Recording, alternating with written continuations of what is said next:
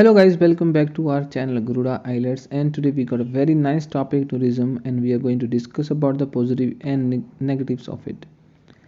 और guys, ये हमारे सेशन की 29th वीडियो एपिसोड होने वाला है। अगर अभी तक किसी ने प्रीवियस सेशंस नहीं देखे तो आप लिस्ट में जाके प्रीवियस सेशंस को देख सकते हो। और before starting the video guys, if you have any kind of inquiry related to the study visa, work of the tourist visa, then you can send your document in the inquiry on the given email id immigrationgaruda@gmail.com।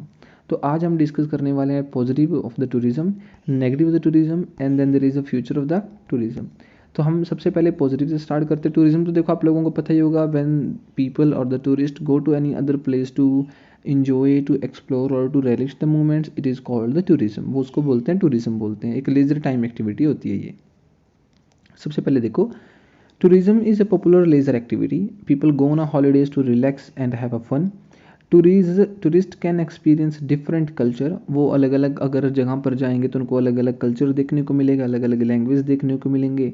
Culture में जैसे for example उनको food हो गया, वहाँ का clothes हो गए, रहने का तरीका हो गया, लैंग्वेज हो गया, ये सब देखने को उनको मिल जाता है। They can sun bath on a beach और गो साइट सीइंग। ठीक है, वो तो मतलब जहाँ जाओगे वैसी एक्टिविटी कर सकते हो, सन बाथ कर सकते हो, किसी पर्टिकुलर जगहों को देखने जा सकते हो। अगर आप समुद्र के किनारे जा रहे हो देन वहाँ पर आप सर्फिंग कर सकते हो। मतलब वो तो जगह पर डिपेंड हो गया ना कि आप कौन सी जगह पे जा रहे हो और क्या करोगे। हम मान के चलो आप सहारा डेजर्ट में पिरामिड्स देखने चले गए तो वहाँ तो सन बाथ नहीं करोगे ना। तो मतलब टूरिज्म का मतलब हो गया कि आप जहाँ पर जाओ वहाँ की एक्टिविटीज़ को रिलीज करो, इन्जॉय करो, कल्चर देखो, लैंग्वेज देखो, लोगों से बातचीत करो और एक्सप्लोर करो कि ज़िंदगी में क्या कुछ नया हो सकता है। Travelling broad opens your mind. आप लोगों का दिमाग खोल देगा अगर आप बाहर की दुनिया को देखोगे। कुएं के मेंढक बन के नहीं रहोगे। You will see the world and when you will see and like when you have came across such things to the people, food, culture, clothes, dance forms and everything, art and culture, then in this way what happens, you can explore your mind, you can explore the knowledge, the information that is present in this entire world। तो आपको वो information मिलती है and it feels it you can say that it add the colors in your life। अपनी ज़िंदगी को colourful बना देता है ये सब चीज़ें। We can learn to speak other language. हम दूसरों की लैंग्वेज बोलना सीख सकते हैं। The tourist trade is vital for some economics. देखो, जो इकोनॉमीज़ होती हैं उनके लिए जो टूरिस्ट ट्रेड है बहुत इंपॉर्टेंट है। जैसे सिंगापुर जैसे जो कंट्रीज़ हैं, सिंगापुर जैसी कंट्रीज़ हैं, उनकी पूरी की पूरी इकोनॉमी है ना, जो पूरा का पूरा जो बिजनेस है वो ट्रेड के ऊपर ही तो टिका है। इवन हमारी इंडिया में भी बहुत सारा जो पैसा है, मनी है, वो कहाँ से आता है? वो टूरिज्म से आता है। तो आप ये बोल सकते हो कि किसी एक पर्टिकुलर नेशन के लिए उसकी इकोनॉमी को बूस्ट करने का काम कौन करता है? बूस्ट करने का काम करता है हमारी टूरिज्म करती है। तो आप ये भी एक पॉजिटिव में जोड़ सकते हो। It creates employment in a service like accommodation, transport, entertainment. अभी देखो सिंपल सी बात होगी ना भाई, जहाँ पर भी टूरिज्म का कोई ना कोई, फॉर एग्जांपल कोई टूरिज्म का साइट है, उस साइट में जब लोग जाएंगे तो क्या करेंगे? वहाँ पर अकोमोडेशन तो लेंगे, फिर से जॉब हो गया, अकोमोडेशन के साथ खाना भी खाएंगे। ठीक है, अगर उनको कहीं और जाना होगा तो ट्रांसपोर्ट भी करेंगे। तो जब ये सब चीज़ें के ऊपर पैसा खर्च होता है तो ये क्या करता है? ये लोगों की इनकम इंक्रीज़ करता है। जब लोगों की इनकम इंक्रीज़ होती है ना गाइस, तो किसी एक नेशन की क्या हो जाती है? इकॉनमी बूस्ट होने लग जाती है। तो आप ये बोल सकते हो कि ये नेशन की इकॉनमी में भी फ़ायदा करता है। देखो नेक्स्ट देखते हैं, some areas rely on a tourism for their income. कुछ एरियाज ऐसे होते हैं जो डिपेंड होते हैं, रिले करते हैं किसके ऊपर? टूरिज्म के ऊपर। जैसे अब अगर आप कहीं फॉर एग्जांपल आप जा रहे हो, नैना देवी जा रहे हो, वैष्णो देवी जा रहे हो, या फिर किसी पर्टिकुलर धर्मस्थल पर जा रहे हो, तो वहाँ पर क्या है, बाकी के जो इर्द गिर्द के लोग हैं वो किसके ऊपर डिपेंड करते हैं? तो वो सारे के सारे डिपेंड करेंगे टूरिज्म के ऊपर। ठीक है, टूरिज्म जनरेट होने वाली जॉब्स जैसे ट्रांसपोर्ट है, एंटरटेनमेंट है, अकोमोडेशन है, ऐसे सब चीज़ों के ऊपर। Tourist spend money. टूरिस्ट तो भाई पैसा खर्च करने ही जाते हैं, वो ये तो करने जाएंगे नहीं कि हम पैसा कमा के लाएंगे, नहीं। they always go to spend time, they always go to explore and enjoy the new things।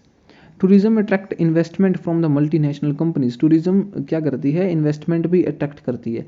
जैसे फॉर एग्जांपल अगर कोई पर्टिकुलर बहुत अच्छी फेमस सी जगह है तो वहाँ पर प्राइवेट कंपनीज जाके कुछ ना कुछ इन्वेस्ट करेंगी, जिससे उनको भी प्रॉफिट होता है और लोकल लोगों को भी प्रॉफिट होता ही होता है। It helps to improve the standard of living. तो वहाँ के जो लोकल लोग हैं उनका स्टैंडर्ड ऑफ लिविंग भी हाई होने लग जाता है इसके जरिए। देखो नेक्स्ट देखते हैं, नेक्स्ट क्या है, low cost airlines are making it cheaper to travel abroad. Low cost airlines हैं, ये बहुत इंपॉर्टेंट चीज़ बन चुकी है। कैसे? क्योंकि अभी क्या है गाइज कि आप लोगों को एक देश से दूसरे देश में जाने के पैसे ज़्यादा नहीं लगते as compare to the past. तो वो तो अलग बात है, कोविड के चलते जो टिकट्स हैं महंगी हो गई हैं, ऐसा नहीं है।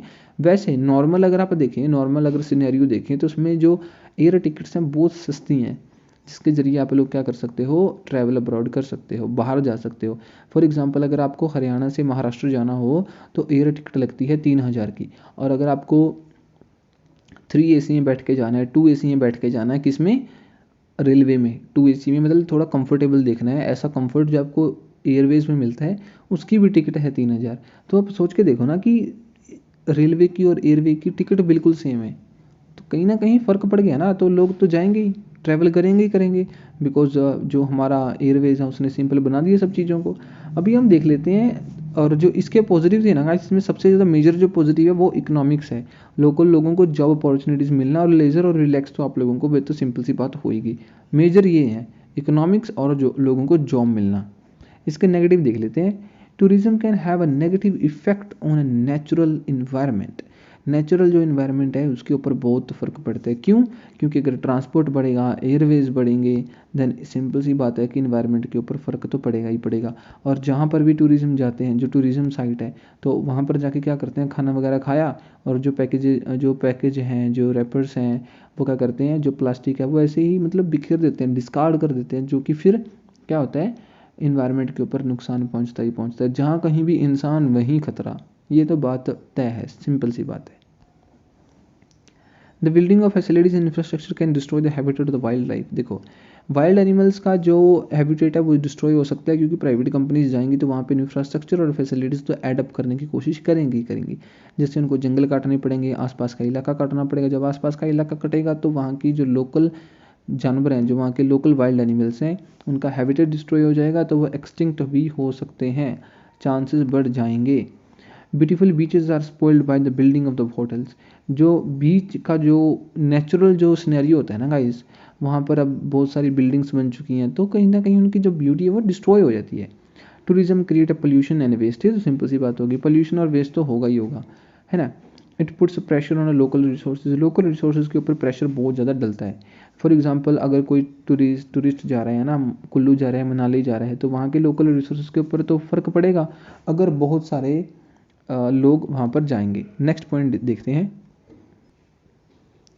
देखो, जो हमारा लोकल रिसोर्सेज के ऊपर जो प्रेशर पड़ता है उसका क्या मतलब होता है। अगर मान के चलते हैं कि आज लोग वहाँ पर जा रहे हैं 100 और कल को चले जाएं 1000, तो उनको खाना अकोमोडेशन प्रोवाइड करने के लिए वहाँ के नेचुरल रिसोर्सेज, जो वहाँ के लोकल रिसोर्सेज हैं, तो वहीं से तो एक्सट्रैक्ट होगा ना सारा कुछ। और जब वहाँ से एक्सट्रैक्ट होगा, वहाँ से कुछ निकाला जाएगा, तो एक्सप्लॉइट होंगे, प्रेशर डलेगा, तो वो धीरे धीरे खत्म हो जाएंगे। ये बात लोकल ट्रेडिशनल कल्चर में भी एंडेज, जो वहाँ के लोकल कल्चर है, वहाँ का लोकल ट्रेडिशन है, वो डाई आउट हो सकता है, एक्सटिंक्ट हो सकता है। क्यों? क्योंकि धीरे धीरे धीरे धीरे क्या होएगा, जो लोगों को कंफर्ट चाहिए वो उनको प्रोवाइड करने की कोशिश करी जाती है। जैसे अगर आप लोग कहीं पर्टिकुलर टूरिस्ट साइट पे जा रहे हो, बाहर से कोई आया, कौन आया, बाहर से कोई आया, मान के चलते हैं कोई फॉरेन के लोग आए, तो उनको तो जो अपने देश में फैसिलिटीज़ मिलती थी वो तो यहाँ पे चाहिए, और वो सारी फैसिलिटीज़ देने के लिए क्या होएगा, यहाँ पर कुछ चीज़ें ऐडअप करी जाएंगी। जैसे अकोमोडेशन में ऐड करी जाएगी, वहाँ के फूड कल्चर में ऐड करी जाएगी। ऐसा करते करते क्या होता है, जो वहाँ का लोकल फूड है वो रिप्लेस हो जाता है बाय द फॉरेन फूड और by the another food that can be more delicious. अगर डिलीशियस नहीं है, that could be more preferred by the people.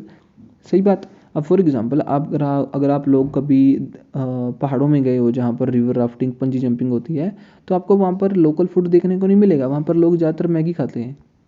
तो कैसा कि वहाँ के लोकल फूड तो कहीं ना कहीं एक्सटिंक्ट हो गया ना, डाई आउट हो गया। तो ये सब चीज़ें होती हैं। आप खुद से एग्जांपल लेके देखो ना, अगर पंजाब हरियाणा के लोग कहीं पर जा रहे हैं तो वहाँ का लोकल फूड थोड़ी ना खाएंगे। वो क्या कहेंगे, भाई जी हमको तो रोटी दे दो, हम तो रोटी खाएंगे, पराठे दे दो, पराठे खाएंगे। तो वहाँ का जो लोकल फूड है उसको तो चांस मिल ही नहीं रहा ना एक्सप्लोर होने का, तो वो धीरे धीरे डाई आउट हो जाएगा। ये सब चीज़ें होती हैं। The rise in cost of living effect local people. और जब ऐसा होगा, कैसा, राइज ऑफ कॉस्ट लिविंग, देखो वहाँ पर रहने का खर्चा जब धीरे धीरे बढ़ेगा ना, तो लोकल पीपल को इफेक्ट करेगा ही करेगा। हालांकि उनके पास जॉब तो होगी अफोर्ड करने के लिए, बट फिर भी वहाँ के जो रिसोर्सेज जब कम हो गए या फिर जब लोग ज़्यादा आ जाएंगे तो वहाँ पर महंगाई बढ़ती चली जाएगी। जब महंगाई बढ़ेगी तो लोगों को रहना खाना पाना मुश्किल हो जाएगा, वहाँ के लोगों को, लोकल लोगों को। The price of goods survives in the house में इंक्रीज सिग्निफिकेंटली। वही बात ना कि महंगाई बढ़ जाएगी, जब महंगाई बढ़ेगी तो रहना मुश्किल हो जाता है।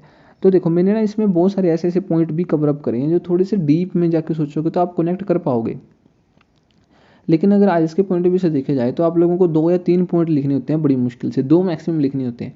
तो अगर आप 2 मैक्सिमम पॉइंट लिखोगे नेगेटिव एग्जाम्पल्स में, तो सबसे बड़ा तो हो गया नेचुरल हैबिटेट को डिस्ट्रॉय करना, फिर हो गया पॉल्यूशन हो गया, जो लोकल रिसोर्सेज हैं उनका एक्सप्लॉयटेशन हो गया, इन्वायरमेंट के ऊपर नुकसान हो गया।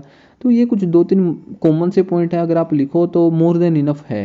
ठीक है, आप लोगों को अच्छे बैंड स्कोर मिल सकता है अगर आप लोगों ने उनको, उन जो पॉइंट्स हैं अच्छे तरीके से एस्टैब्लिश, अच्छे तरीके से एक्सप्लेन, अच्छे तरीके से कनेक्ट और वोकेबलरी उसमें ऐड करी हो तो की बात है, नहीं तो ये पॉइंट मोर देन इनफ है।